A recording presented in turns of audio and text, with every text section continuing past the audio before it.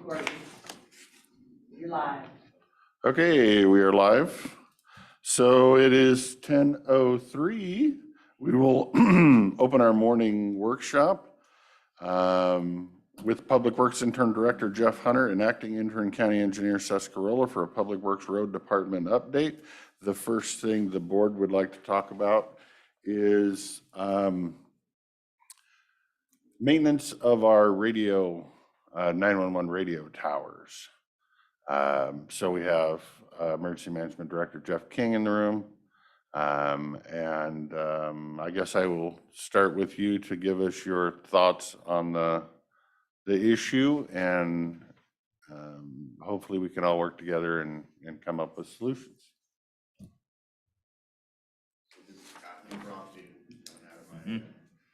Is that mic working, or pull it a little closer?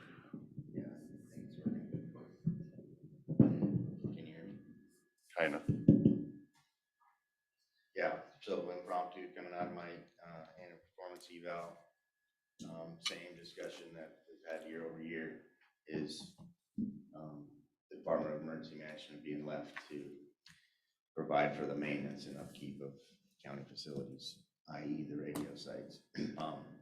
And I mentioned to the board that you guys have been more than helpful in the recent years, but to make something more official, and it's a better way of being able to get those things done and keep me from being in the project management business when that's a public works specialty. In the past, I know you were involved when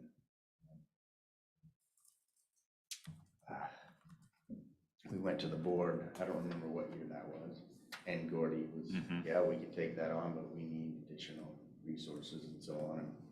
And at that point, I was told to contract for the annual maintenance of the generators, HVAC, and that annual maintenance run. But when anything comes up, that needs help, you guys have helped me to your abilities. So that's the discussion. Thank you, sir. I guess the question the board has is your opinion, your perspective on if you could do part of that work, if you can not do part of that work. Is it your belief that you would have to hire a new person to do that? Things change over time. We have our carpenter guy now, and is there, I don't know, we'll just go from there and let you. Some of the stuff, like Jeff referred to, we would contract out. We don't like the generator. We contract those. So would that be?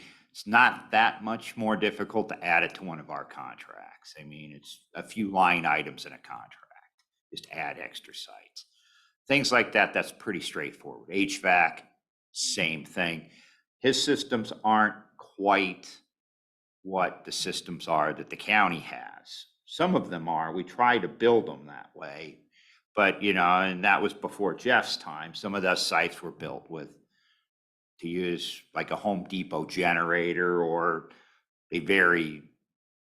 not a very good HVAC system.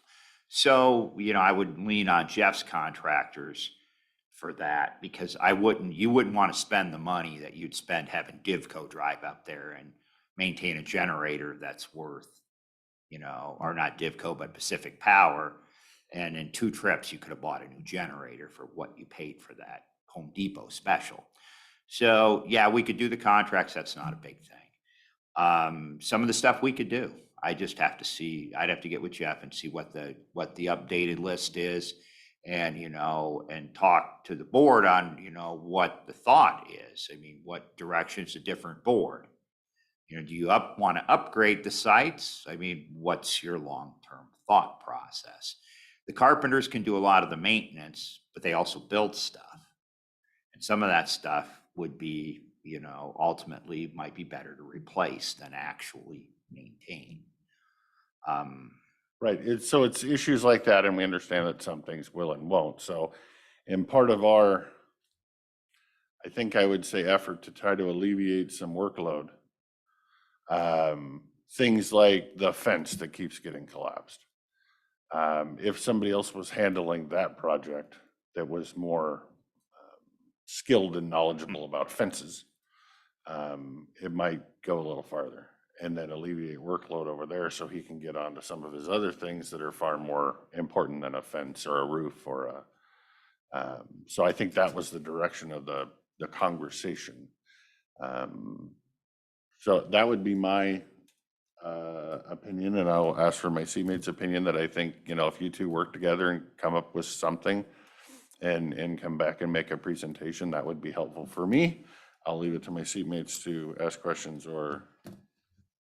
I would say most of this comes down to project management. And if you have available project management bandwidth, that would be great to help share the load that might not be at a director level position that we have to do other things. That would be great. But again, that comes down to the list of the priorities and the things that need to be done this year. And if you guys get together, figure out, you know, if some of your PMs can do some work to take some load off, that would be great. If you don't have any bandwidth, well, then that's something we'll have to talk about. But I would say the one thing to not talk about is coming back with a request for an FTE. No, I was never going to suggest that. No, we would do it. I'm not asking for a new FTE. I want to keep my people busy. That's very important to Seth and I, to keep our people busy. You know, as things slow down in other areas, our people are flexible. You can manage projects. The only thing I ask is, and this isn't a shot at Jeff or anything else, if we do it, I can't have my people working for anybody else. They work for Seth and I, and we would literally, you know, I would work with, you know, I don't really want to do the radio stuff, Jeff. I'll do the facilities maintenance. I really don't have any issues with that. I don't have the expertise in the radios. Jeff is far more versed in that. And we already have the annual preventative maintenance. Exactly. Contract in place for the generators, the HVAC, changing light bulbs, all that stuff. It's been a good contract. When it comes to anything that they find that's additional projects, like the siding, exterior, laptop, site, laminating, getting water penetration. That's not my specialty. Makes a law. And Right. yes. Well, and we're looking at it for also efficiencies and whatnot, because for you to get a contractor or your own employee or whatever to do the siding, you're gonna whip that out in a phone call in 10 Yes. minutes. He's gonna spend a week on it because he's never had to do it before. You know, so, you know, what can he be doing for the week somewhere else to help that department be successful? No, I agree. It should sit under Public Works. It just would be, you know, another line item, and we would treat it the same way. It'd just be unless you wanted it separate. I would assume it would just be, you know, how we have our non-capital and our capital list. It would be radio sites. We have dispatch. We have all the buildings under there. It'd just be another line item. And ultimately, we're not going to fix everything the first year anyway. That's just not how we do. You just can't. Nobody can. So I'll get with Jeff, and I think this is something we can do. Good. I look forward to hearing what you guys' plan is then. With that, thank you, Mr. King. Go back to work and tell everybody down there thank you from me, and I'm sure the board, for doing what they do. And we will continue with the Public Works update. Okay. We have a few things on your we have one thing on your agenda and a couple public hearings. We have a bid opening for asphalt, liquid asphalt. We're hoping for a good bid. We'll see. We haven't heard one way or the other. So, and then we have the public hearing for the franchise agreement, which I would be surprised. I don't know. I'm not going to say anything. That'd be stupid. But anyway, and then we have a local agency agreement supplement with Applied Archaeological Researches, which is one of our archaeological consultants, and we need to extend their time. I don't think we're adding any dollars to it. No, we're just extending their time to get through the projects that they're doing for us now. And with that, I think I'll turn it over to Seth since he's here this week. Yeah. construction group is trying to continue their visual ratings of pavement, but they've ran into weather. So in between that, they're helping out with the water line project at the fairgrounds. Road design, we've made a little bit of movement on the federal projects. They reviewed our plans and specs, but they're still waiting on funding approval through headquarters and FHWA. These are taking way longer than they ever have in the past. Usually it's a 6 to 8 week project or process, and we submitted these back in November. So they've made some changes in some of their policies and the documents that they want. One of them actually came back for signature because they didn't like an add date on one of the forms, because they're taking too long. And they've also lost their regional engineer. They just replaced him, so they've had a huge backup. We're still pushing them as best we can. The one project that was waiting, the initial review finally came back, so we'll be getting that paperwork to you guys as well for construction funding approval. And the process for the data collection consultant is ongoing. Jeff said we're opening bids today for liquid asphalt. And design work continues on Sundale and Old 8. We're at the 30% review stage, meaning we're reviewing the alignments and looking at how that's going to impact our stormwater and other environmental items. And then other design and environmental processes are ongoing for a couple upcoming maintenance projects and snowplow turnaround and other little things. So. What is the road widening project? Which road are we talking? Bickleton Highway out by Box Springs. That piece you like so Yep. much. The piece I hear about so much, you mean? Yes. The patchwork quilt. That's a good terminology for it.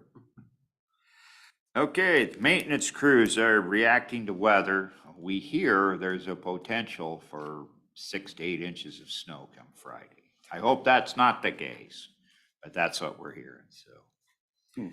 I'm hoping that's not it. We're also grading on the east end. We're going to be we burned some tumbleweeds this time of the year. And we'll hopefully put some shoulders on East Road. West End reacting to weather, and we're doing some patching and of course the water line project.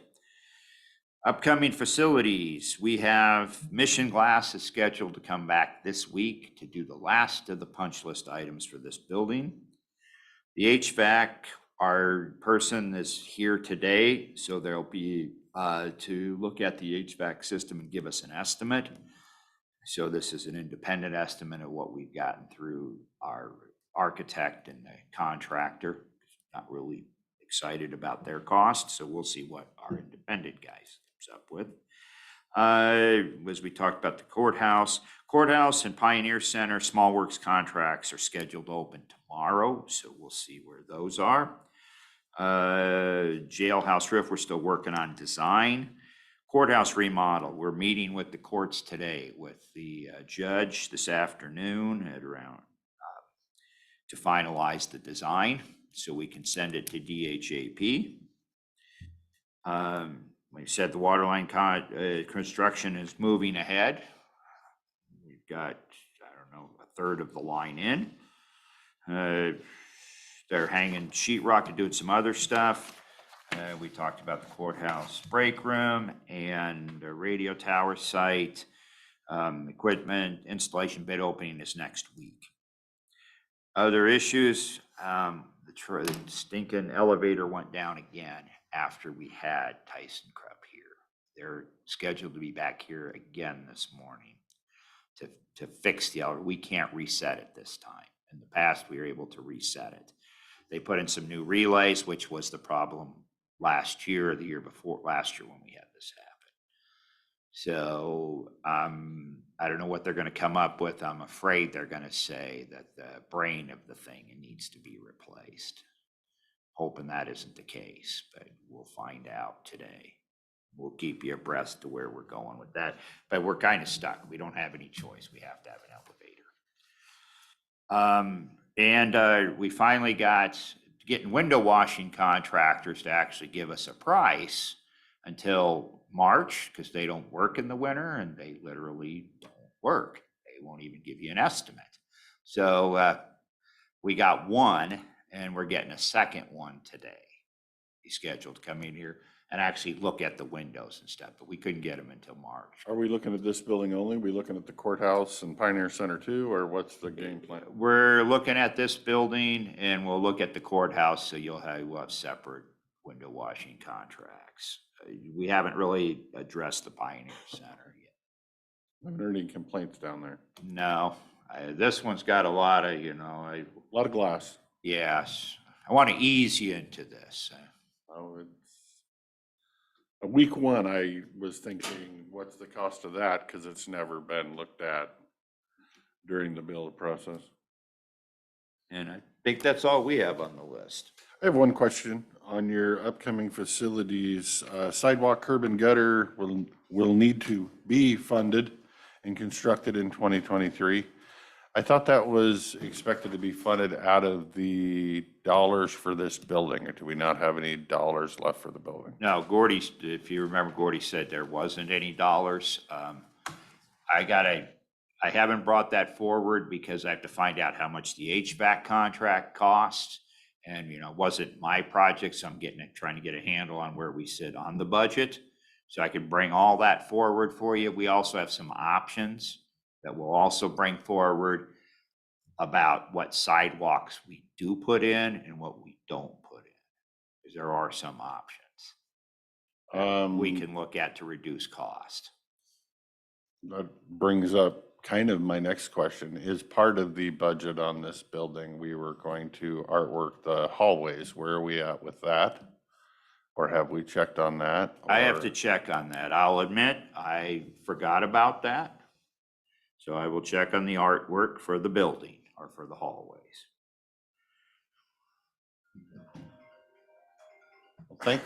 Thankfully, it's a very low number. It is. So, Yeah, both of our people that were working on that aren't here anymore. right. Yeah, we might want to add 3 more to that number of pictures too, by the way. So we'll talk later. Okay. That's all I had. Yeah. Either of you? No? Are we doing, I saw there's a roller down there at the bottom of Courtney. Are we doing that, or is the contractor Contractor's fixing doing that, that? yes. Good, okay. Yes, contractor's fixing that up. Other than that, I'm good. Okay. Fantastic. Thank you, Thank you. gentlemen. We'll Keep up see the you. good work. See you at 1:30. And thank you for being open and receptive to the facility maintenance stuff. That's what we do. That's a plus. Well, yeah, Rob said you'll pay for it. We'll take it out of the IT budget. He's not here. Everybody else is here. We're gonna start with Courtney, talk slow to get generated.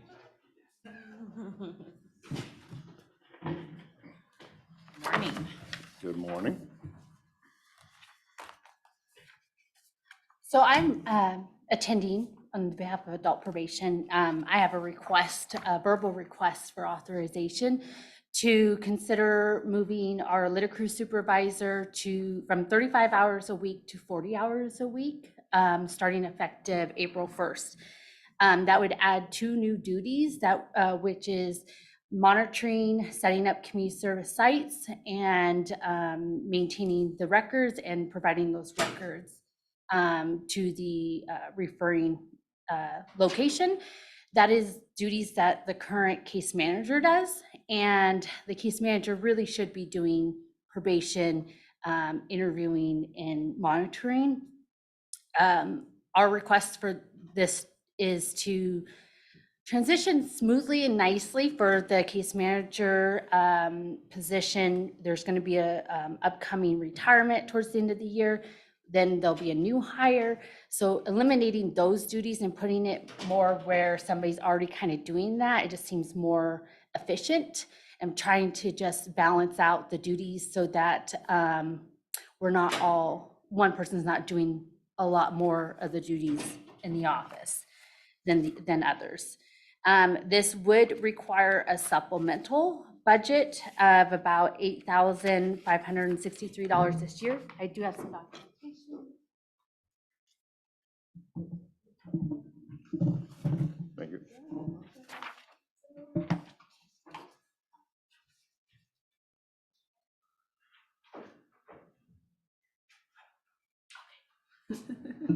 You're so nice. And then annually, it'll be a little over 11,000 a year to make that change. These duties do not change the job description much. It doesn't require, what do you call it? Yeah, it wouldn't require reclassification, just moving these two duties to that position. Formerly, there was a position that was the litter crew community service coordinator, and it was at a grade higher, but those duties are a lot different from just this small change. So if duties were to change at a later date, or that position were to be reissued or restarted, then we can address that at that time. But right now, this would just be moving it to a full-time position, full-time benefits, full-time accruals, and the same grade and the same job description with the other two duties added to it. If you might remember last year, I was trying to get, we have another case manager in the work chart as a position, but we don't have the funding for that. I had requested that. And then it was brought to the attention that there might be some opioid settlement funding to support salaries. It doesn't look like those fundings are as much as we thought it was. So this is kind of our next best option to help alleviate duties and kind of spread them out so that we're not overloaded and overworked. So I'm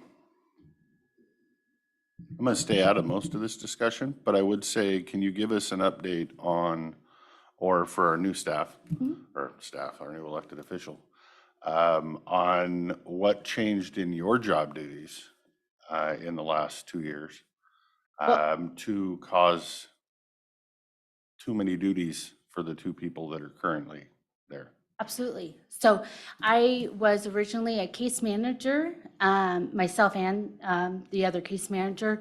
Our chief probation officer at that time was also supervising the juvenile department as well. So when he retired, I was the interim chief probation officer. So I took on those duties on top of my full-time caseload as case manager.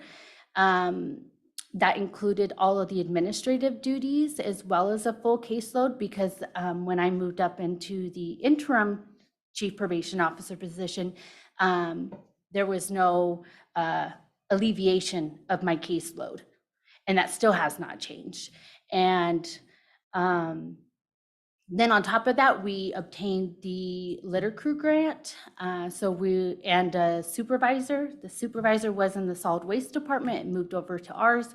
Now we are fully managing it as of January 1, managing, writing, maintaining that grant. So my duties is I recently submitted for the grant recently. I'm waiting still to hear back on that for the next biennium. And then just monitoring personnel duties as well as administrative duties, budget, full caseload, you name it. So, and those have not been alleviated. Like our current case manager, he takes on as much as he can to help me out, and I have a great set of staff willing to help out where they can, when they can, and I'm very thankful for that. Being a full-time parent and full-time employee and all these duties, it all definitely wears on you, and it's hard. So having that support has been really wonderful. But I also want to make sure that they're not taking on too much too, where they're getting exhausted and burnout and wanting to look elsewhere, because I can't afford to lose them. The county can't afford to lose them in these current positions. So I want to thank you, Courtney, for everything you've juggled. Yeah, thank you. It has been quite something. And for me, this is apples and oranges. And case managers need to be case managers. And the litter crew supervisor is the person that probably needs to do that paperwork and pass those reports and things on. They have that background and they're working with it every day. So it makes sense to me. Thank you. Can you talk about the community service work sites and what all is included in this 5 hours? Sure. So at times, not everybody is eligible or able to do litter crew. Most of the time it's medical conditions. Employment doesn't allow them to take time off to work the days that they're actually doing litter crew. They might have residents outside of the state or significantly farther from our county. With 97 and 14, we get a lot of people who get infractions or criminal charges just passing through, and they might get court ordered to do litter crew or community service in lieu of jail. And so this person would be able to go, okay, can they do litter crew? And if the court had allowed them to do community service instead of litter crew in their residence, this person would be able to help them find a community service site in their area that's authorized or approved. Now that's like a 501c3 status nonprofit agency. It's not somebody that they can't go do community service for an elderly person. They can't go do community service for just any John Doe. We have to fact check it. And that's why the courts really depend on us to monitor that, because if they were to allow that to happen, I mean, anybody could just write down that they did hours, but it really didn't. We're kind of maintaining that record and showing that, yes, they did do those hours. We did verify it with the supervisor at that site. So those hours also are supervised. Those hours are also, we report that as L&I credit too. So some of the sites get kind of, will more often accept them knowing that we paid for the L&I hours for each hours that they do the community service for. So that's why we have to have records from the community service individual or the site at the end of each month so that we can report that and do the billing process for that as well. And so we pay L&I on them volunteering? Yes. And if they're on work crew, are we paying L&I on the time? For every hour that they do, yes. And we have historically, at least in my history. I didn't know that. And this has historically been done by the case managers? Well, not necessarily. So it became a fall-in duty so if I go back to beginning of my time in adult probation, when I started out as a clerk 16 years ago, we had a designated litter crew community service coordinator. That person did those duties. Now, then that grant money or that position disbanded, it went away. So then the courts wanted to continue having that option. So then we went, as the clerk, at that time, I took on the community service monitoring because I had the time and the ability to do that. Then Steve Crow was in juvenile department as the juvenile work crew. He then agreed to take on adult crew on top of his juvenile crew and started, and that's when we got back the ecology grant. And then, or maybe it included with his duties at that time in the juvenile department. So then he was running adult and juvenile crew. Then when he moved over into adult probation, he already had that knowledge. So he just continued to do that, maintaining those records for community service. Because I, as the clerk, then moved down up to as a case manager, I was monitoring community service. And then when he came in, he took on those duties. And then now I'm asking it to go back to the litter crew supervisor. That's really where it should be. So it just depended on economy, the money where, you know, and the staffing that we had at the time, flexing our duties with what we had. So at that time, was the litter crew supervisor being partially funded by county dollars? Do you know that?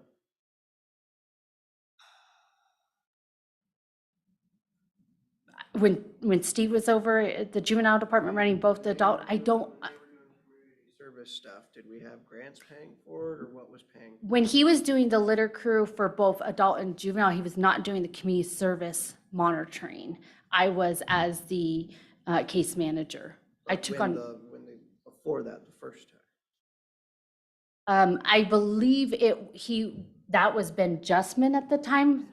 And partially it was funded by the county, and it was kind of like where it's at now, where there's much money is funded by the grant, and then so much money was funded by the county. And so that fund, those hours were being funded by the county.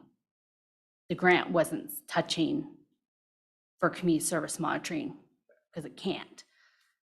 How many people do you have in the community service section right now that you're watching? He's got a healthy stack on his desk. I would guesstimate, because I don't have the numbers right now with me, between 30 and 50 individuals.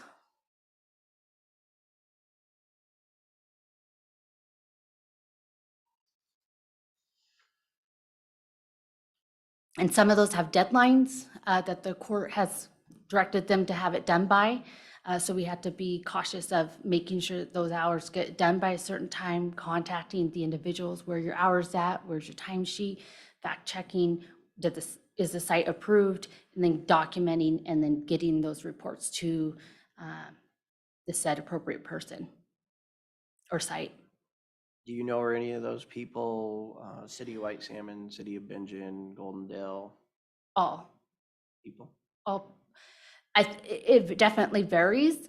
The courts, it's all the courts, City of Goldendale, City of White Salmon, City of Bingen, West District Court, and East District Court all order community service or litter crew at times, depending on the cases.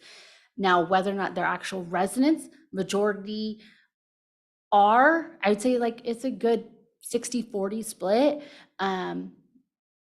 60 being probably outside residents. Because if they're in the residence or in the community, they're typically going to do litter crew. We're gonna assign them to litter crew because there should be a pickup site close to them, unless there's medical issues, physical limitations, things of that nature that doesn't allow them to do the litter crew.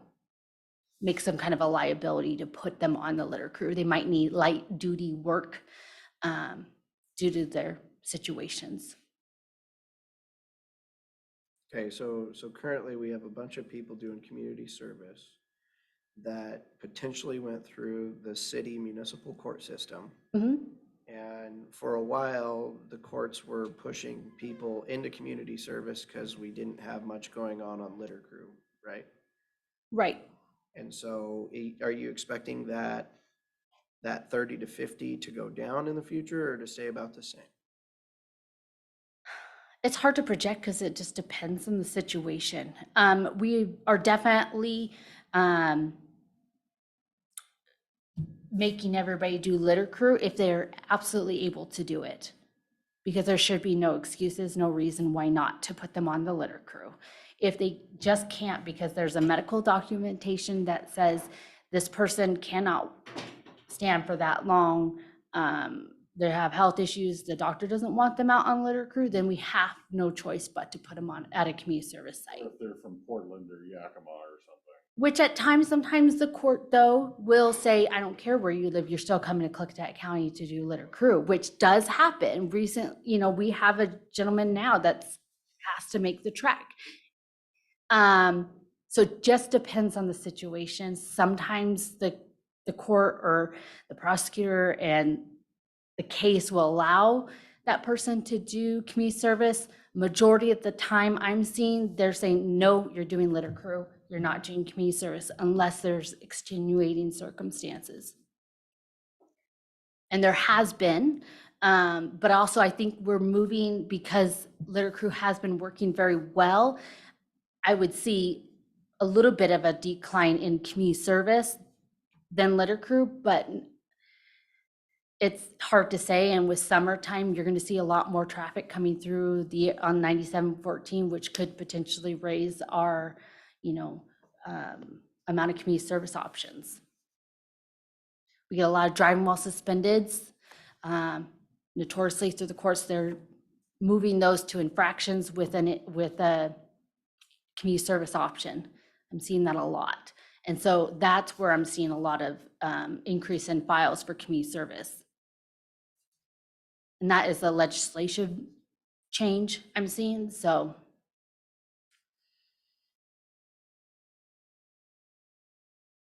I guess my difficulty is we're coming in April asking for $11,000 more added to your yearly budget. Mhm. The right time to do that is usually during the budgeting process. Mhm. Because I've got a lot of other people that are gonna wanna come in and ask for the same thing, more Sure. FTE, more everything. You're in an interesting position because we're not getting any money from the cities for all the work that you're doing for them. And if you can get me the information and the numbers on how many people are being gone through the municipal court, being added into this community service part, then we can make the case to the cities that they need to pay their fair share, which can give us some more revenue to help pay for this. Okay. Have you not received the documentation on the probation caseload that the cities that we're monitoring for the cities? You sent that to me, it's probably been a few months now, right? Sure. Every Can you- time you ask for it, I send it. Can you get me that updated information? We're starting that conversation again. Okay. And then also if you can, this stuff, because I don't think the community service ever was involved in that. How many numbers of community I service have, people? those are included in that data. Is it just part of the probation side or is it called out on its own? Those numbers that I provided included the community service, litter crew, and probation cases. All of what our office monitors based on Was it called out specifically though? not specifically, I Can you do can that? separate it for you. That would be great. Okay. Anything I can have for the leverage in the conversation with the cities? And when might that next conversation happen so I can make sure I get that in a timely Hopefully manner? next week. Next week? Yeah. Wonderful, I can get that for you. Thank you.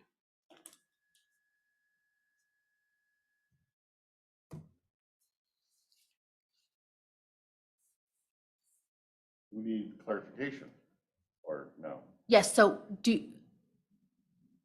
would you like me to come back next week for You can an just- update You can or? just get that to me.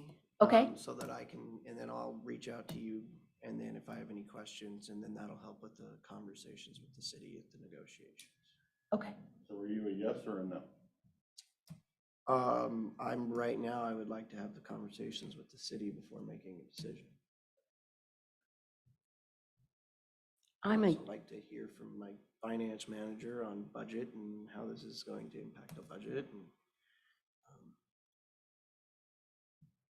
I'd like Well, to and I mull it know you- over on top of it. and I know you had mentioned that budgeting time would have been the appropriate request time. And like I remind you, I did ask for a case manager at that point in time because that's what was really needed. And then the option was to do opioid funding, look at the opioid funding. I did that. That funding didn't come through. So this is now, I'm like, now this is the next option. So that's why I'm here today. Right. And so if I gave you a choice between the 5 hours here or a new case manager, which would you pick?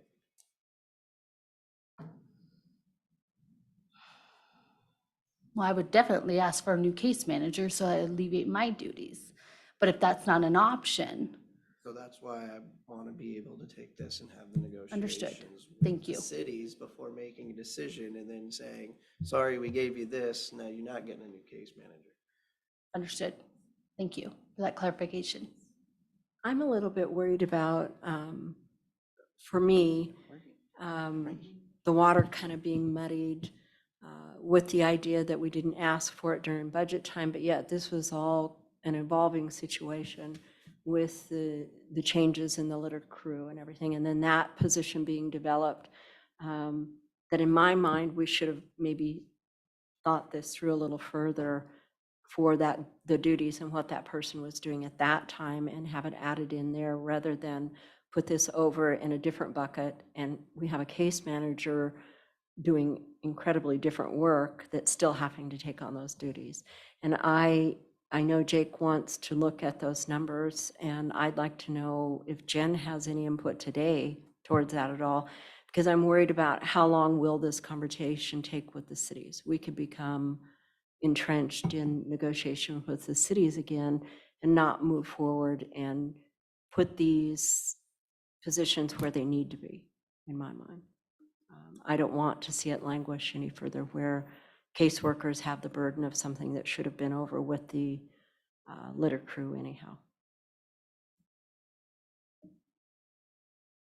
Yes, Jen.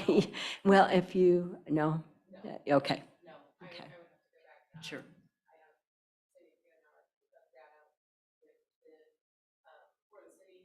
Okay.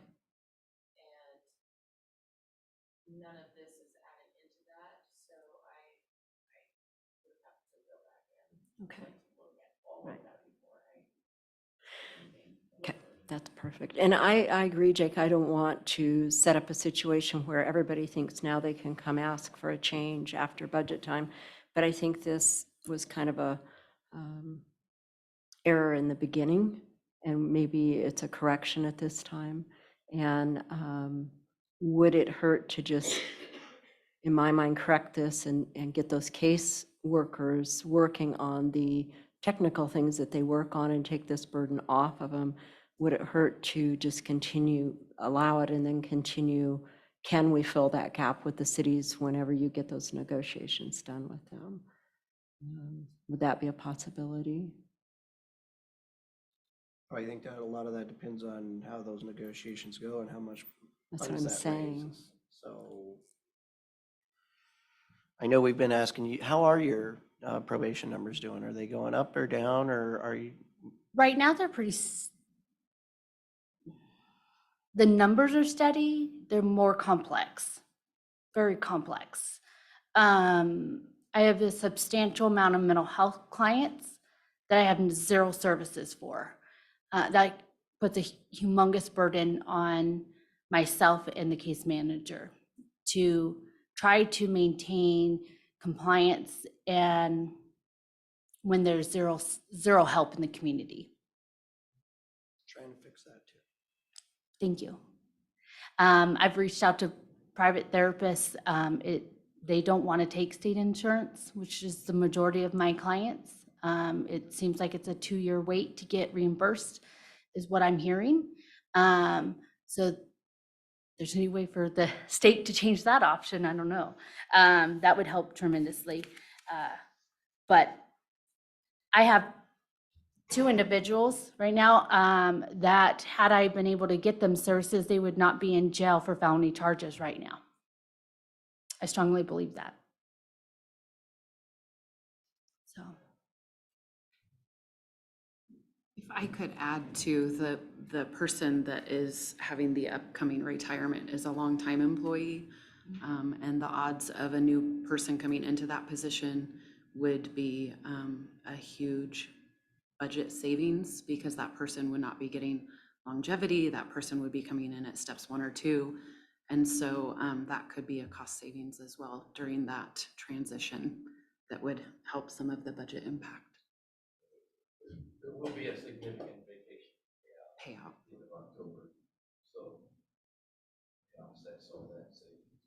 Are you hoping to hire somebody new to work underneath this person for a while before they retire? I'm hoping so. I know I have mentioned that before as potentially having that new person hired so that they have 3 months of training by Steve, by the case manager, and kind of work along with him and myself, so that I'm not being left with a the full caseload of the department for the whole county and hiring and training somebody new. That would just be, I could see a huge liability and mess. Because I can't imagine, my memory is not as good as it used to be. So having to document the data, that is very time consuming. Courtney and I did talk about cost savings. Correct me if I'm wrong. There's a good chance that you'll need a supplemental to cover the vacation cash out anyway. So this, you may want a week to find out what that overall cost will be, if we can estimate it based on the Okay. retirement date. So this might just be in addition to the supplemental you're already gonna have to do potentially. Well, But we don't know. we also have to look, if we're looking to hire someone 3 months before August, we're gonna be, starting that process pretty shortly. And was that baked into the budget either?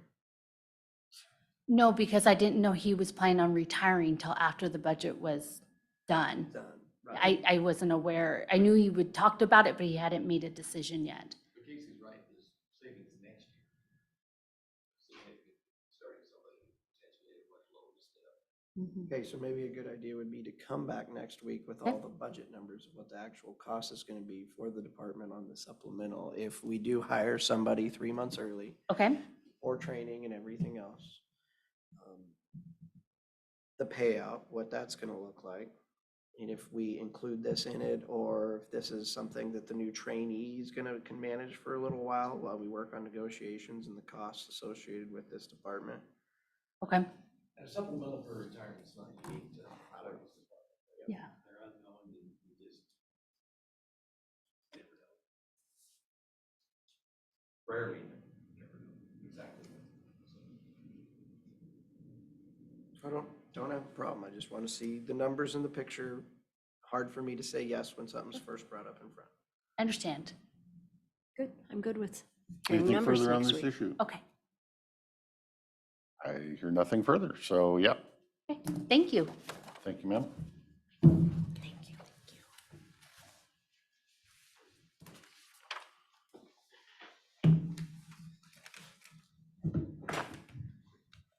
Good morning, commissioners.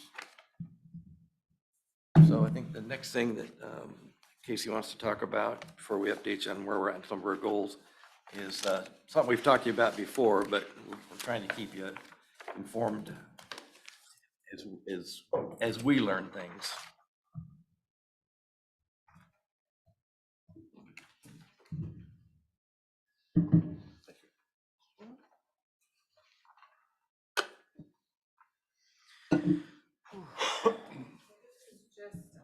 Just kind of a graph of the impact of the DOL overtime threshold through 2028.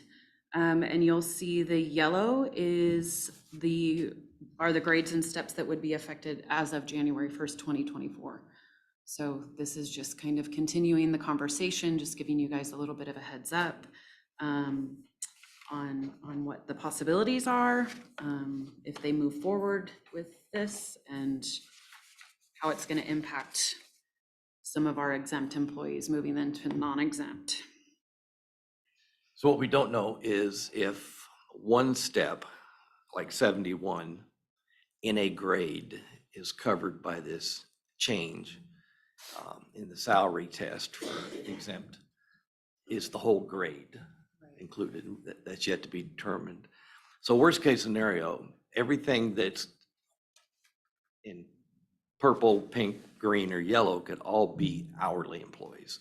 So your directors could, if in fact one step creates the scenario where the entire grade is considered non-exempt, then everybody will be hourly. Now, some will argue there's no change, salary figured hourly, salary figured salary. But as we know, working any amount of time off the clock carries huge potential liabilities. So people who have been working, and a lot of your salary folks work 40, 50, 60 hours a week. Yes, they do. Won't be able to do that. They won't be able to do that. because it'll occur overtime, and overtime at hourly rate at somebody at grade 76 is very expensive. So it'll be a cultural change, a mindset change, and a management that could be challenging to manage. So that's where the cost would come in, because people cannot work off the clock, period.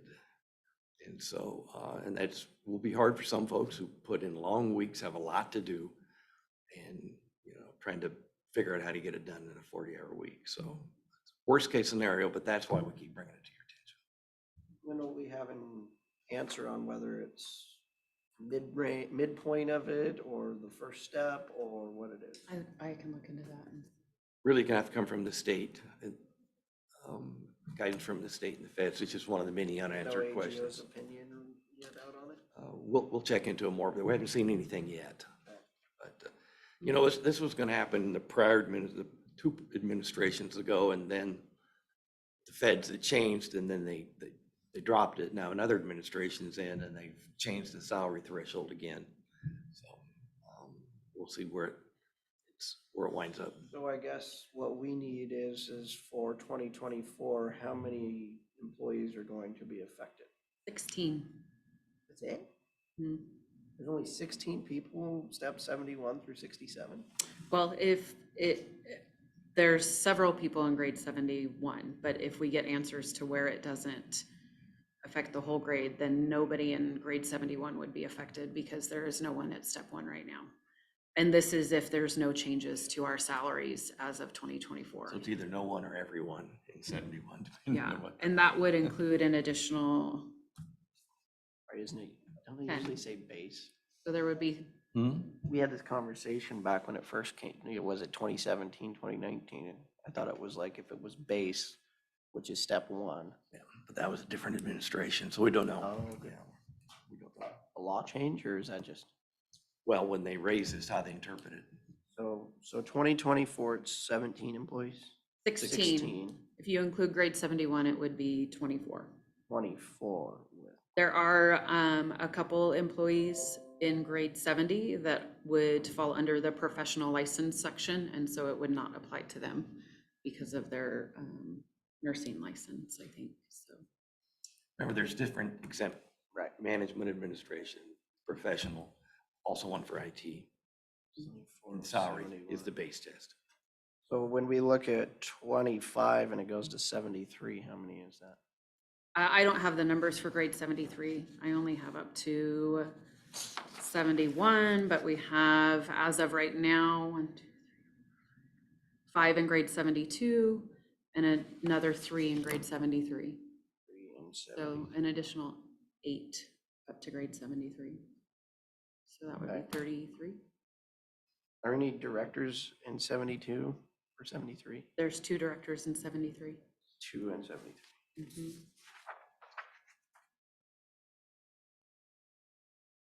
It would be building inspection and emergency management. And it would also affect the adult probation chief probation officer.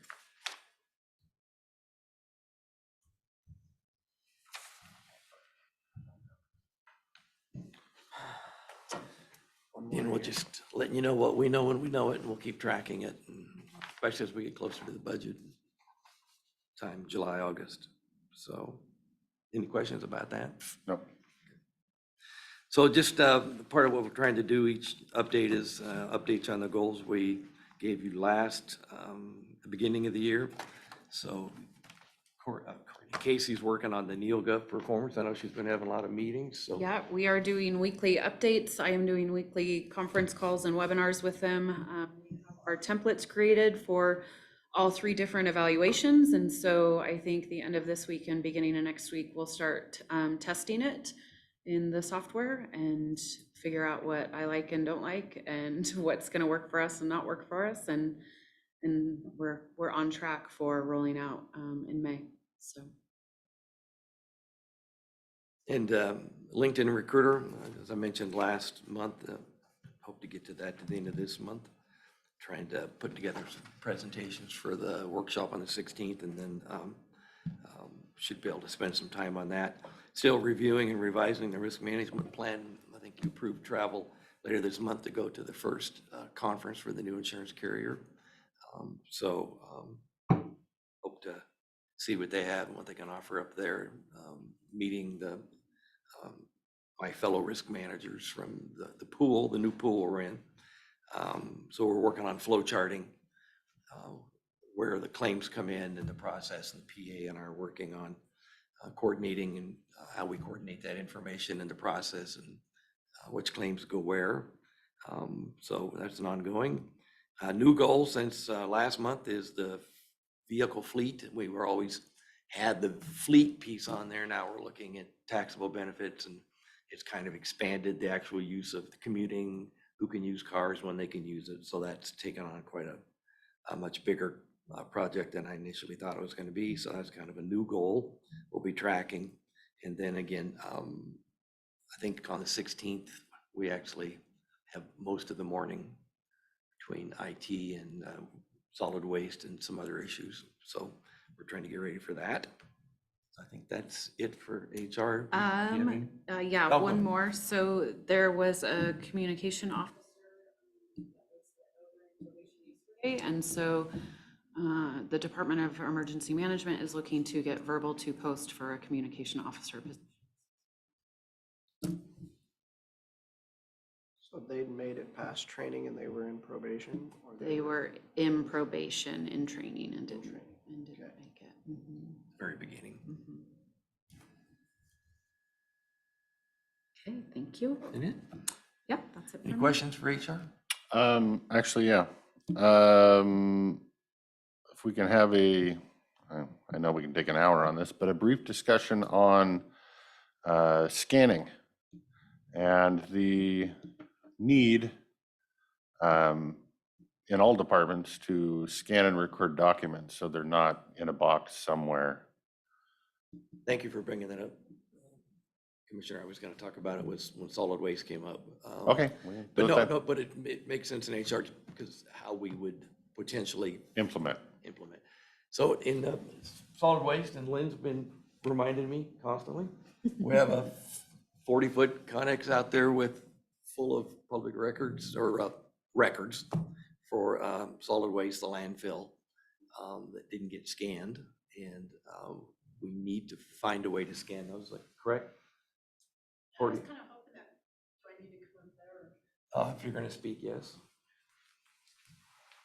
So, and this is not just solid waste. You go up to the building department and you see boxes Yeah. upon boxes upon boxes.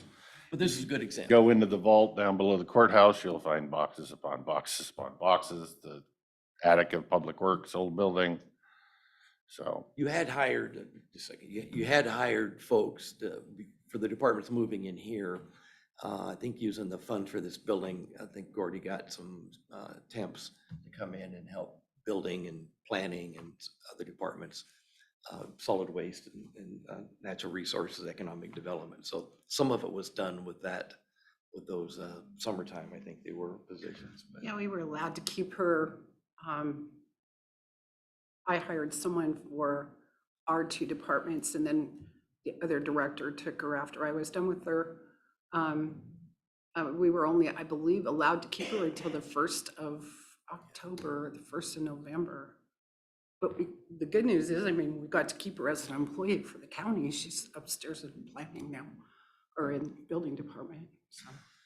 But this solid waste, nor does any other department that I'm aware of to have staff, to have somebody in solid waste scan 50 boxes of material and then scan it so it can be searched and scanned and retained and not just running papers through a scanner, is a fairly tedious process and will take a while. and the reason why I bring this up is the county did hire, not only did it have the apprentice program, that's kind of what they did to some degree, but the county spent money authorizing temporaries to do scanning. And if my seatmates would look into the amount of dollars the county spent for that versus the percentage of the documents that we have that actually got scanned, you would see, well, you might see what I see, which is not a very good bang for your buck. Where I know there's some pushback in some departments about hiring a scanning company to come do the documents because they want to do it themselves. But I think we're at the point now when, you know, we paid for scanners, we paid for interns to come in and do the work, and wrote a nice check for it. And yet we still have 80% of the documents we had then, and that 80% is going up because nobody's scanning them currently. So to me, we've got to look at this holistically at a county level. We've got to look at an outside vendor that pulls up with a semi truck with people that know what they're doing. And let's get this problem fixed before we have Connex boxes that get waterlogged and destroy all the records. I did talk to the auditor at your request, and they have quite a number of, I believe, documents they need scanned as well. And I can't recall, sorry, whether she's looking to bring in an outside firm to do the scanning. You know, it's much more than just scanning documents. You've got to have a system. It's got to be, you know, so they can be searched if we need to and then they need to be gone through. Do they even need to be, are they outside of the archive? I mean, are they documents we need to retain, or are they outside of the statutory requirements? So that all needs to be determined as well in some cases, I think. So it's. I know in the past, in the history of the county, way back when, we did hire outside service, and they're professional. They come in and everybody was allowed to go through that process and get their things scanned or shredded.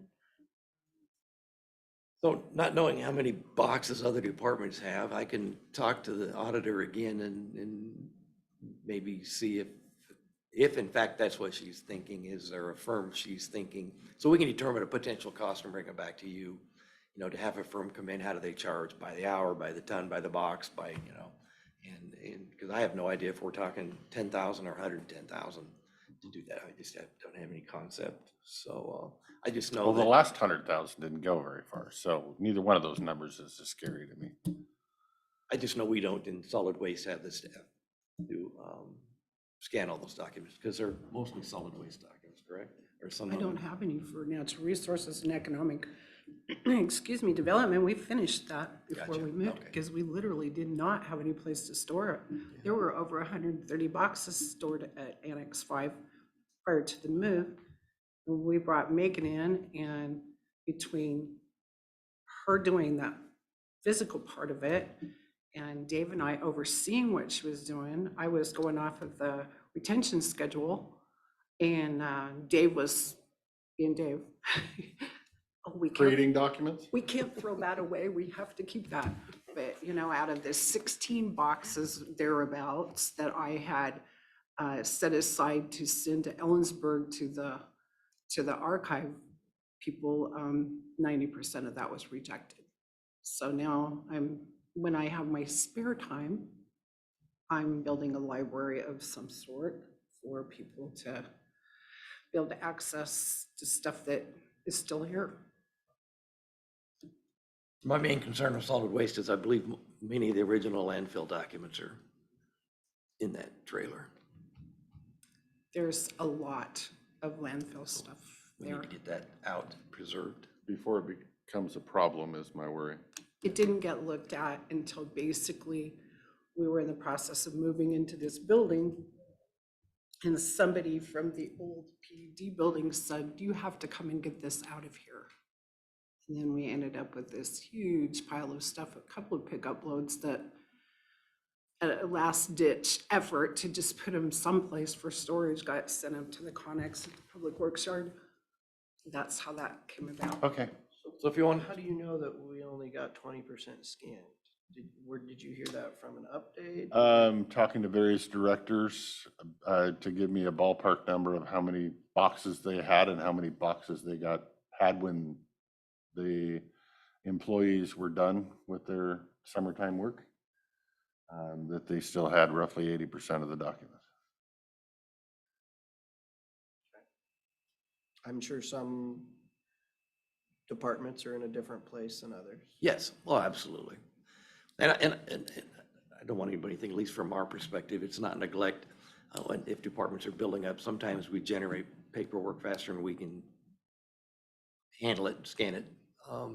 I came into a department, Randy Post before me, and Casey and Lindsay had HR pretty well. It's, I don't know, they used to save dead batteries in there. well, You probably, okay. I just knew there was a candy bowl full of dead batteries in the vault. not sure how good a job IT did since they had a Geiger counter and a gas mask. I have the Geiger counter But now. anyway, so we'll. It's in my office. Thank you.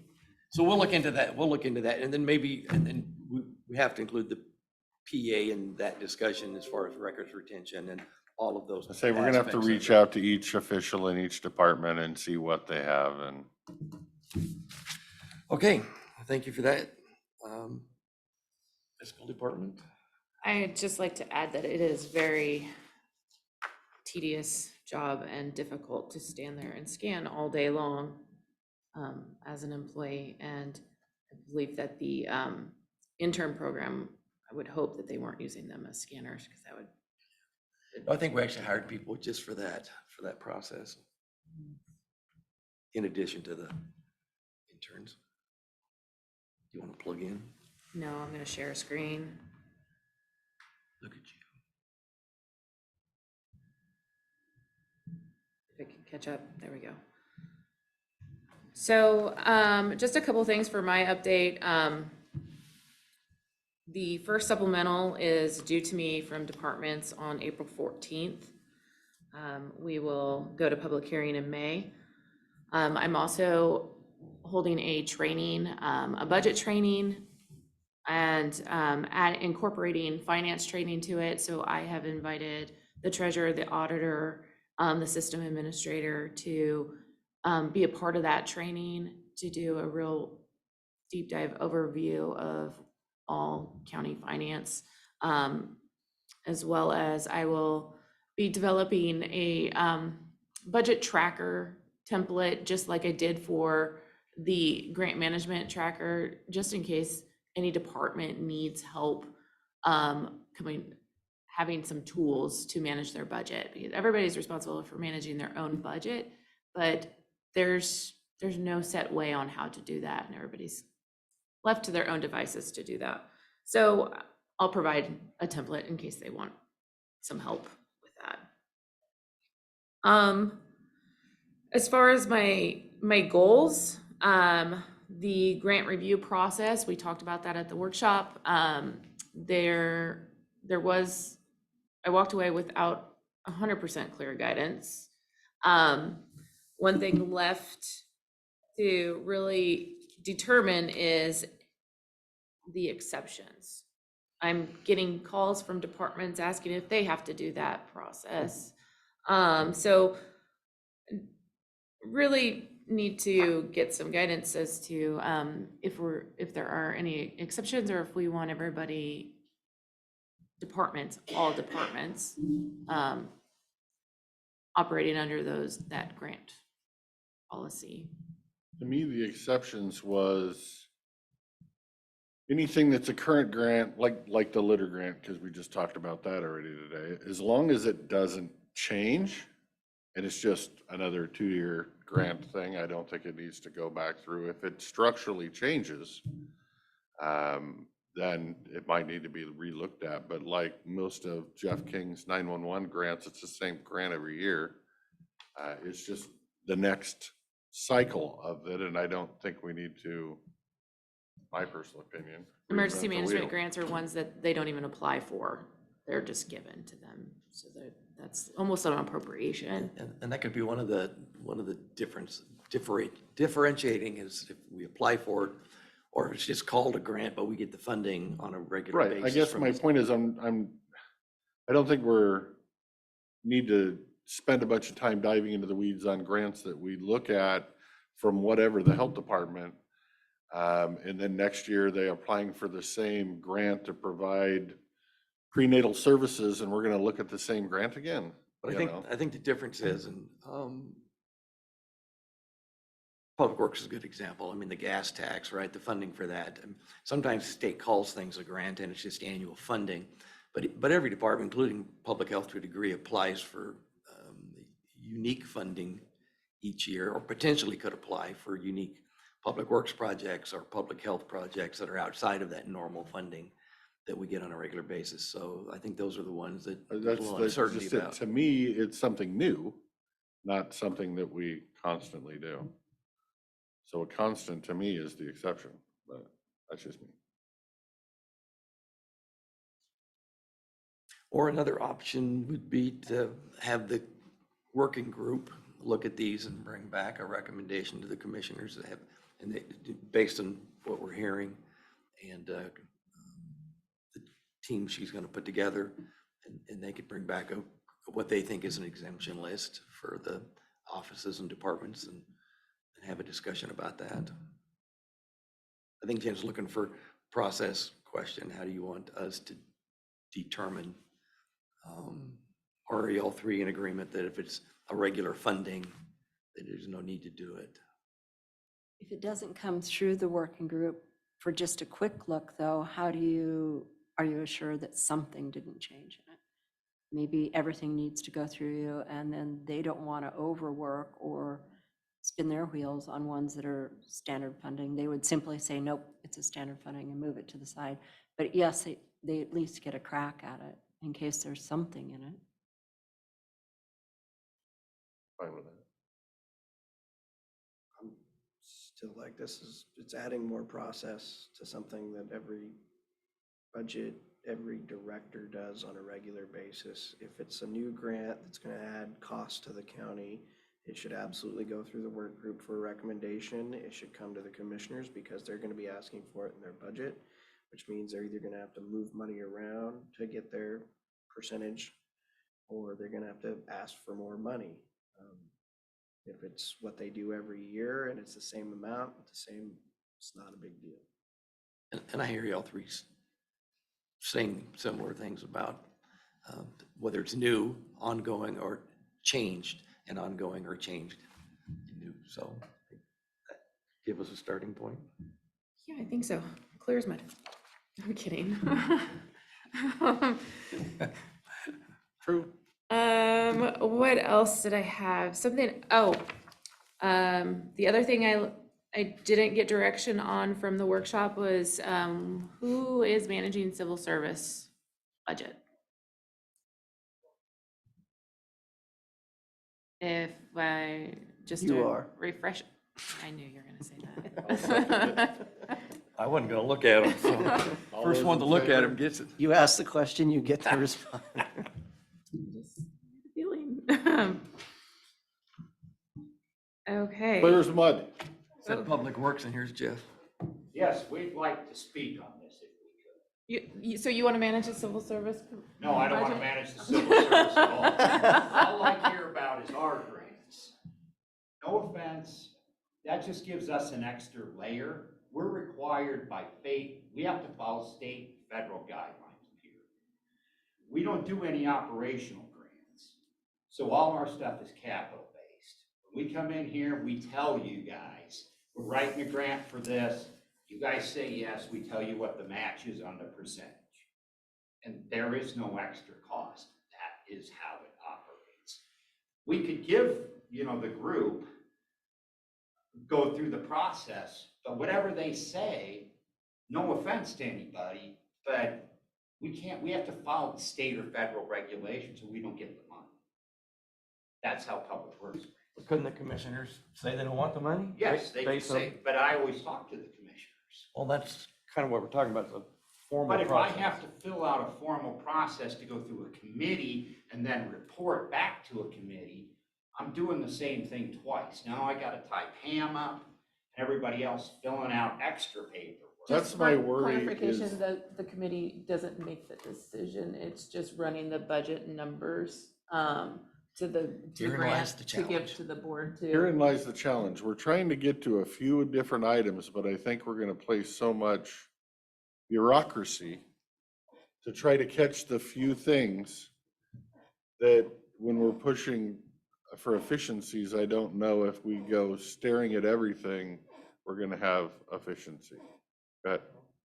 And on another note, the grants Jeff is talking about are going to be out of the road fund, so they're not going to be general purpose dollars, except for that $500,000 that they received from the landfill, so. So again, maybe Jeff can make his case and everybody else can to the committee, and this idea didn't generate with us. This idea generated from the commissioners. Yeah. So we're just trying to implement what we've been told to implement. It sounds because Jeff comes in every week and talks to us every week. Not everybody does. In your exemption list, I would put the road fund down as one of them. Sure. Will that work, Jeff? That works. We also, I mean, we write grants for other things, for buildings and grounds, but those are, again, are capital grants. They still follow state and federal regulations. Sometimes we don't get a lot of time frame that we got all of a sudden we have to write a grant. Now, like I said, I meet with the three of them every week. And, you know, I tell them, and I understand what you're trying to do, and I appreciate that. But our grants are one time, you're not gonna start a department, we're not gonna hire anybody. That isn't paid for with that grant to do work, and then they go away. My other worry is that we use this and end up creating this bureaucracy that you have to go through all these steps, and then we miss out on something because it didn't have time to get through the steps.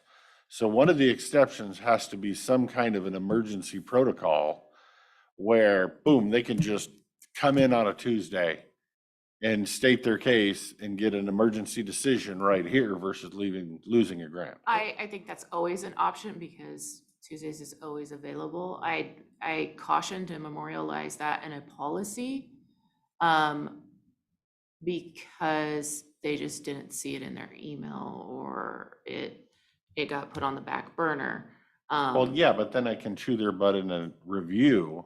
I don't want to lose the grant because of it. And again, Everybody shouldn't be punished because somebody didn't see their I'm email. not saying punishment by any means. I'm just cautioning what to get put in the policy so that all of a sudden all the grants don't actually have to go through the process that you guys wanted in place because it fell under this emergency clause of that policy. part of the reason the commissioners ask us to do this is because frankly, you were frustrated with people, not Jeff. Nice to see Jeff show up quick. Is departments were coming in and offices and giving you very little time to make a thoughtful decision. And, you know, I just can't imagine they're all emergencies and need to be done right away, though there are some that occur that way. So again, this was all put together at the request of the commissioners, talked about repeatedly to put a more normal process in place. There'll be exceptions for anything we do. Frankly, we don't have to do it at all if you've now changed your minds. I haven't changed my mind. I just want to make sure that we're not going to miss something because it didn't have the 3 weeks to go through committee. Right. Well, the folks, And you guys asked me to do this. I spent an entire month putting all of this together. The outline came from research of various other counties, Washington counties, counties across the state. This is not abnormal work for our industry. frankly, I think we used Public Works as the reason to have exemptions. And public health, most of their funding is through the state public health and would probably not, you wouldn't probably, though. Well, and this process though Aaron isn't is gonna about, use this process really isn't about statutory requirements and following those guidelines. It's really about the budget. It's really about what the county is on the hook for, what the match is, are their employees being hired, what's that gonna cost, the cost to the county, as well as the reporting and having that reporting available to you guys on a quarterly basis, in addition to helping the auditors streamline their year-end reporting. So I guess you've done a lot of work on this. You've put a lot of good faith and effort into it. You've brought me along through the process, and because at first I was the one, I was like, are we just adding more bureaucracy? And I think the answer from here is you've got a good template, you've got a good draft, and we need to get it out to all of the departments. And thank you, Jeff, for your opinion. And we need to hear from those departments so that we can write a finalized draft. If we're all different pieces of this pie, whether it's different, electeds or whatever else. And I hear what you're saying, Jeff. But you're also one of the only people who comes in here every week. And we know more about your department than we do about all the rest of them usually on a regular basis. So is that the direction we're going now, is to get this out to everyone? Have you had a chance to review it? Yeah. I don't have a problem with the policy. I like the policy. I like the direction. I just want to make sure that one of the exceptions, there's some kind of an emergency in there that they know that they can come before the board on a Tuesday, because if it's not there and then they don't do it, and then we get blamed because they didn't get $100,000 grant to help our citizens, I don't know, mental health or something. They should be able to come to the commissioners to seek emergency approval on a short notice. That's all I'm saying.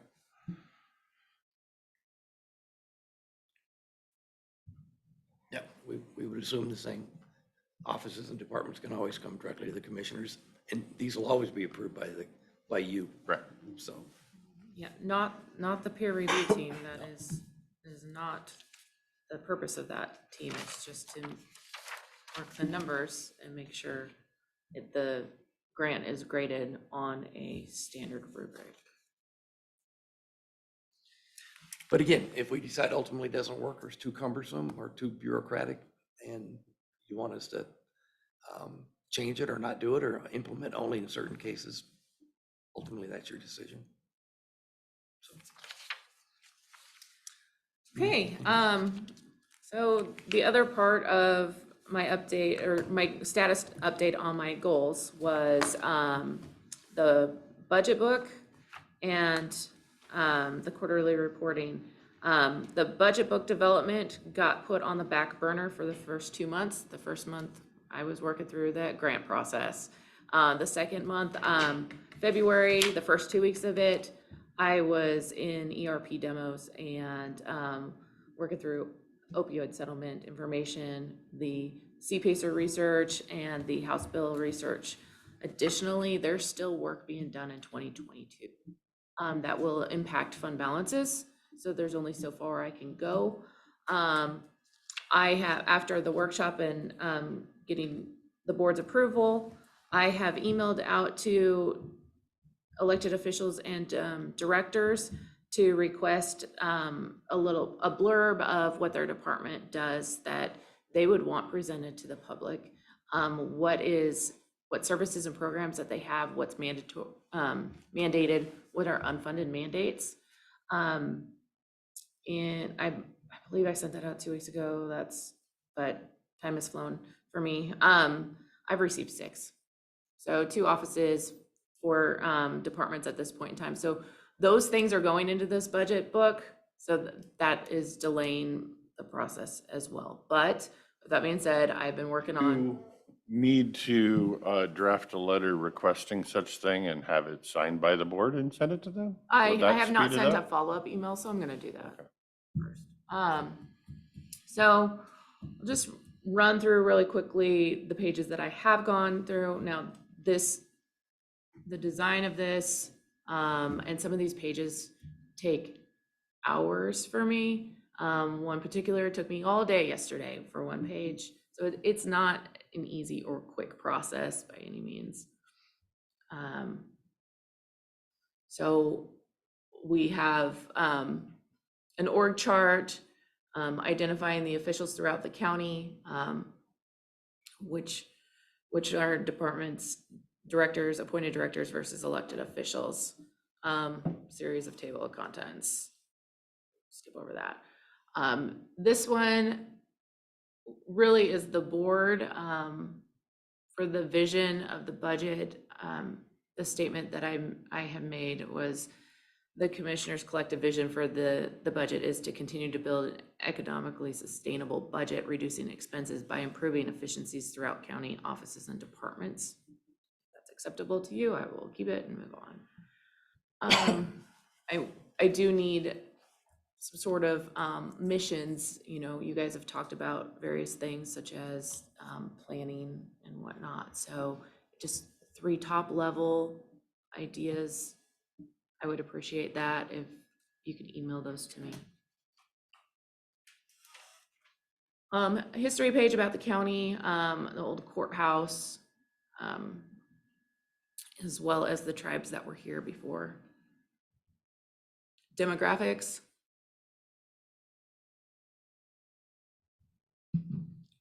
Components of the budget. These are all required pages to be in the budget book. Budget development calendar and the process. I kept that the structural gap challenge with some tweaks to the wording in there to get it onto one page. Fund structures. Revenue. The page that took me 8 hours. Been working on this Can you one. go back to that revenues page?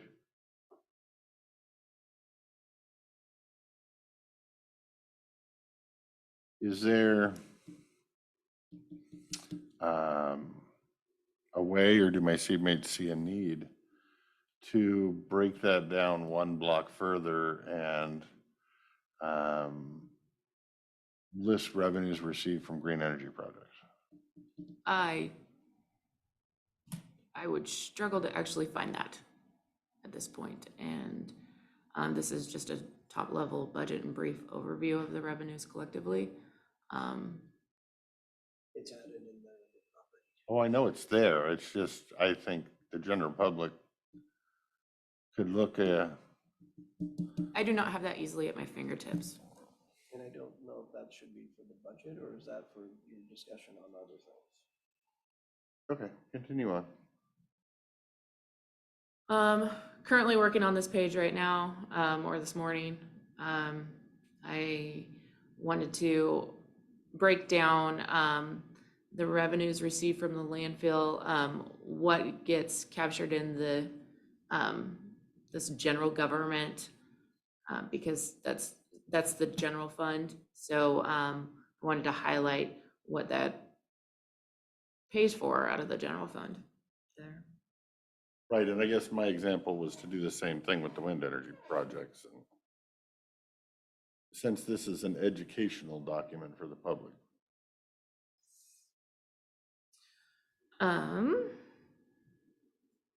This information I have, the other one I don't have easily at my fingertips. I understand that. This actually is not done. This is just the layout for the expense, and that is where we are at this point in time. So that's all I have. Any questions? No, it looks good. Mhm. A lot of work. Yes, it is. Might be difficult, the risk of getting hit, but it's an intriguing question about the green energy. I don't know how you'd get the answer, but it's an intriguing question. So, well, we know how much we get in property tax and whatnot, so it's. I think Greg has a paper on They a have page the on it. paper. But doesn't list every year going back 20-year kind of thing like you have with Republic, but. And that's because my predecessor kept that information and I was able to pull that. Right, my point is, I think we should be able to access the information if we so chose to do it, to make that an educational piece. Because it is anywhere from $6.5 to $8 million revenue source. I don't disagree with you. The only reason I have the history of the landfill is because my predecessor had it in a spreadsheet. It's not something I can really. Do you mean total taxes, or are you talking just to county, road, and general government? Taxes collected. Well, then you'd have to figure sales tax and everything else. Well, you could go dive deep, but you can explain it differently too, and you use the numbers you have. Question on the top 3, our mission examples that you're looking for there? What are some examples that you're looking for? What's your there? goals for this budget year? Goals and mission different. Maybe reword it. I'll not wordsmith here in public. I'll get you something.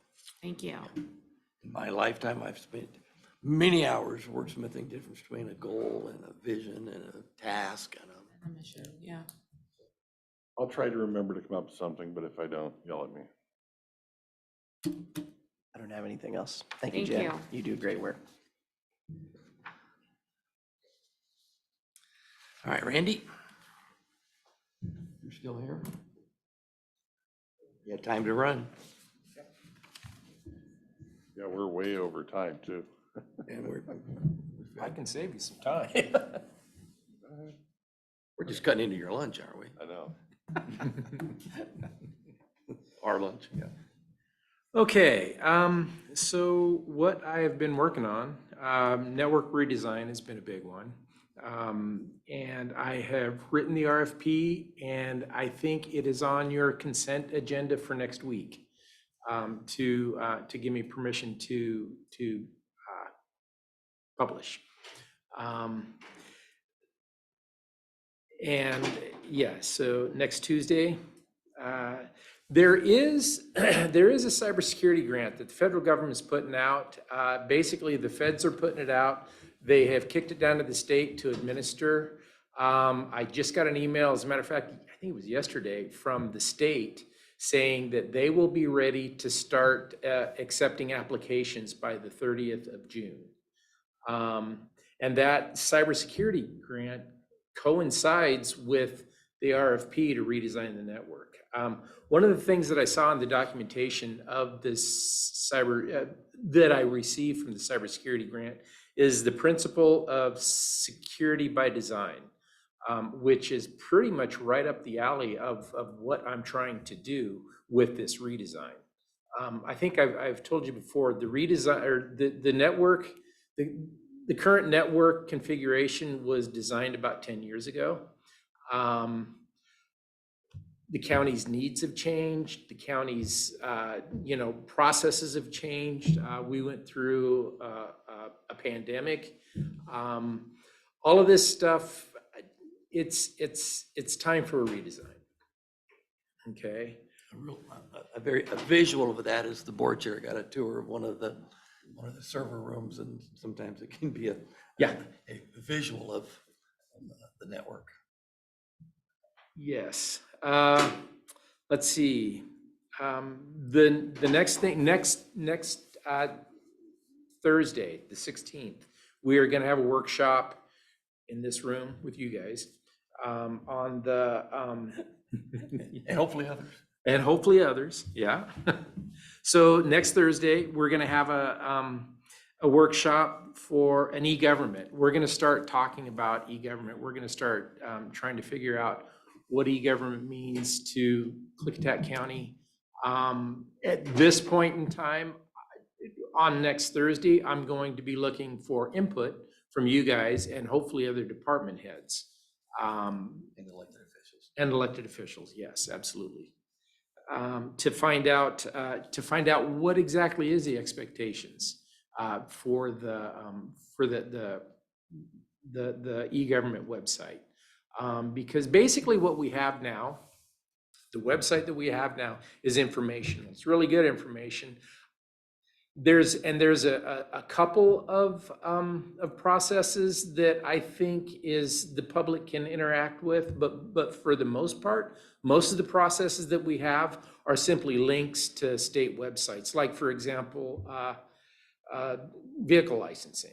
You know, you can go to Klickitat County Auditor's Office and you can find a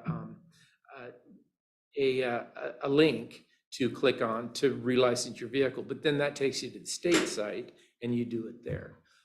There are a lot of services that we can provide, that we could interact with the public with. So at this point in time, I want to get a really clear idea of what your expectations are. Plus, we're much like the grant process. I suspect there'll be different opinions on different departments and offices of what e-government means to them, what it could mean to them, what they'd like to see. So, and then ultimately, of course, what the commissioners would like to see so that IT can have some plan as to how to put this together and we're not, you know, Well, and there's two steps. There's setting it up, and then there's maintaining it. There's day one and there's day two. And we also need a plan for how we're gonna maintain this after the initial build out has been put in place. and we don't want the offices or the departments to think that IT has a predetermined idea of what e-government should be. I think So that's the kicker. They've all been invited to the workshop, right? it's on the agenda. It's on the Can agenda. we send an email just to make sure that we extended the olive branch to? So when you say we, do you mean me? I'll do it. We'll do it. Yeah. Somebody? Directors and electeds, if they want to show up, that's fine, but at least they can say they were invited. Yes. Yes, good idea. Yes, I have had a few conversations with different people around the county. And then the next thing that I'm working on is developing a structure that by which we can hire people in at the beginning level and then train them up through our process. Where that is right now is I've written the job descriptions. They're currently with Casey, and she's putting them through her process. That's where that is. Let's see, annual PC replacement. I think first order has been done. We've ordered 18 computers, and about half of those, about 9 or 10 of them have been put out. So we're about 10 PCs into the 30 for the year to replace. Let me see, for the server replacements, we're trying to get our arms around the operating systems for those servers, because these things are expensive, and we're trying to work out something to get the most bang for the buck for because we still have some servers that we need to update the operating systems on, and then we need to buy new servers. So the question right there is do we buy a server with the operating system already on it, or do we buy the hardware and then buy the software and then put it on, which is probably going to be the way we're going to go with that. We have 16 virtual machines that are running Windows Server 2012 R2. That's end of life in October. I think it's October 1st. That's end of life. So we have to have something in place by. We have to have the upgrades done before that. Anything else? Nope. Any questions for IT? When upgrading those servers, are you looking at, do we have a chance to make that an online server rather than having it all ourselves? Are you looking into that? You mean having it hosted? Hosted, yes. No, I haven't looked into that yet. Okay, is that on the to-do thing? Because sometimes hosting can be cheaper than rebuilding our servers every 5 years. I can certainly put it on the list. Thank you. I mean, there's a reason people are doing virtual hosting in a lot of instances, and going that direction, I'm assuming it might be cheaper. Even if it's not cheaper, sometimes it's more efficient. It's more efficient because yes, and that is entirely possible because you're handing over at least the core, the hardware and the operating system for someone else to maintain. So yes. Thank you. All right. Thank you, Randy. Especially because you've got those virtual servers too, right? And look into it, all of them, and see where that pencils and doesn't pencil. Efficiency and savings, please. Yes. Well, Was that or and? yeah. And or efficiency and savings? Get what you can get. I heard and. Dang it. Okay. Well, you know, IT is a value-added expense. You better And- run. Yeah. You know you're cutting into his lunch, right? I'm out of here. I Thanks, went to the Randy. Snickers bar, but he broke my door, so I I can't. knew I was gonna get blamed for that. Actually, it's a security feature. The door falls Yeah. off. It's who's ever stealing the candy bars. Okay, solid waste. Lynn? Mackenzie? We do have an executive session after this, so I think we can do this fairly quickly. Okay. So have all of you met Mackenzie? I haven't. Mackenzie is our new community engagement, it's a long title, program coordinator, Yes. solid waste. Yep. So she's been on the job, and I just wanted her to give you kind of an update of what she's been working on and what she's, as she took on this new task. So my first kind of big order of business was maintaining the grants that have kind of not been neglected, but just needed some touch-ups. And I've been working with Michelle in ecology to make sure those are being maintained and everything's been turned in. And then we apply for the next cycle of the ecology grants coming up here in April. So getting kind of prepped for that. And we're going to talk a little bit more about that at the workshop coming up. And then the community cleanups, I've been working with Republic to make sure everybody is getting their bins and services. And then I've got some meetings coming up with people organizing those so that we're all on the same page and everybody's getting what they want and hurting all those cats. So do you have me on that list? Because I needed to contact you to set up a meeting for ours, so. I do. You're on it now. What a good time to make sure I'm on the list. Sure, you're on the Yes. list. I see you right down there. Yep, Goldendale, Saturday, June 3rd. Okay. Dan Christopher, Yeah. you're on there. We need to start having the discussions anyway, so. Because Lynn started many of those discussions, and Joe's also Yeah. reached out to these events to, especially to make sure we have containers for all of them. So now we're doing the Stormin and Norman as things are shifting over. And to I Mackenzie. appreciate you all working together and the work Lynn put into it. And what we need to determine now is, you know, as Lynn can tell you, the expectations from the different communities on what solid waste can do and pay for are different. And so we're trying to determine available funds and, you know, what we can do and what we can't do and what their expectations are, in addition to the dumpsters, those kind of things. So good events are just, can be complicated. So, Lynn, anything to add to that? Not really, other than I'm just really thrilled to have Mackenzie on board. Yeah. Because as you know, we're still a little shy on personnel down there at that end of the hall, so she's really taken a lot off my plate. I really appreciate the job she's doing. Lynn and I jumped in the deep end of the pool and we had to learn about all this stuff in the beginning, and Lynn's done a great job. So, and Michelle at the ecology's been a big help too. And the reason we scheduled a March 16th workshop is because in April we'll be applying for a 2-year funding cycle for LaSWIFA grants. And we really need to understand what the commissioners like and don't like. And because we do have some ability, and Mackenzie's working on, Michelle, with that, of where we focus our proposals and our goals. And we don't want to do that without knowing where you want us to go. So hopefully on the 16th, we can get a better understanding from you on what's worked, what's not worked, what we've done, or what you'd like us to do. So any questions for Solid Lane? Anything to add to the, did we cover everything on our list? His water jam is. Water jam, yeah. So we have water jam coming up.